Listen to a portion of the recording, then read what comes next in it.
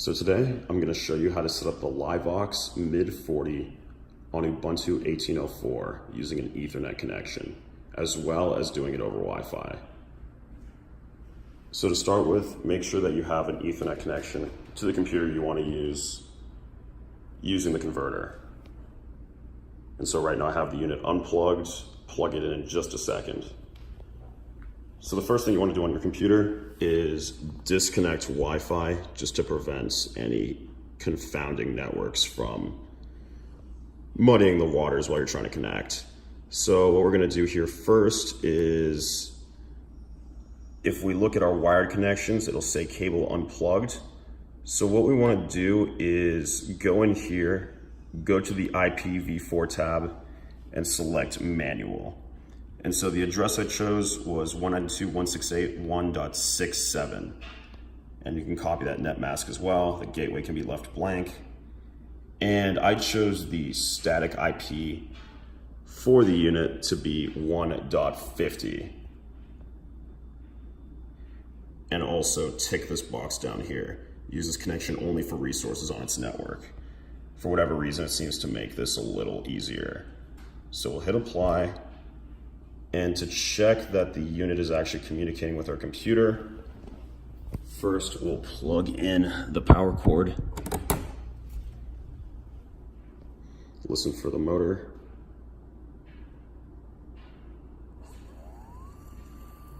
So the unit just started it up.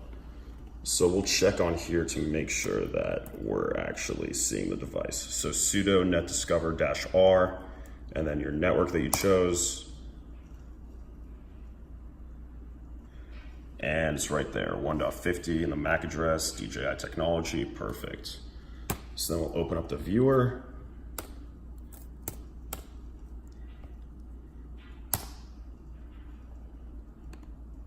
And we have the units show up right here on the device manager.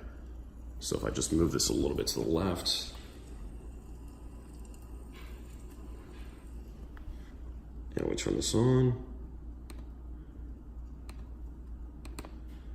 it's a small output because we're only working with a couple meters of range, but we do indeed see part of my kitchen right over here. Let's change the frame rate. And boom, there we go. We can make out some tables and chairs. Looking over there.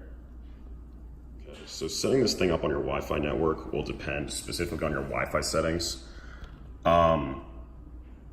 However, I use the network range 192.168.200.1 to 254.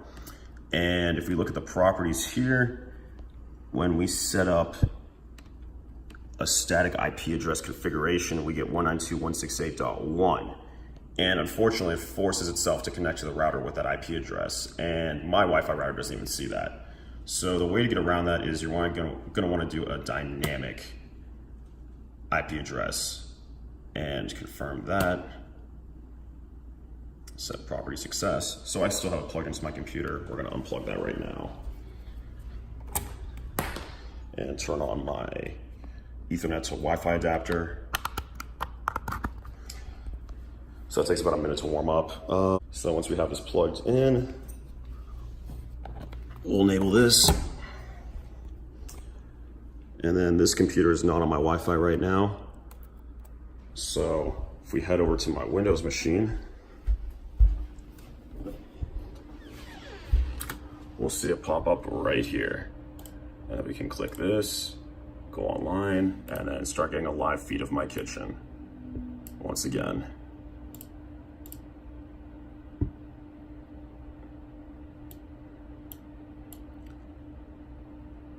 And the current configuration for the device appears as such. So it took the address 200.224 rather than a 192.168.1 address.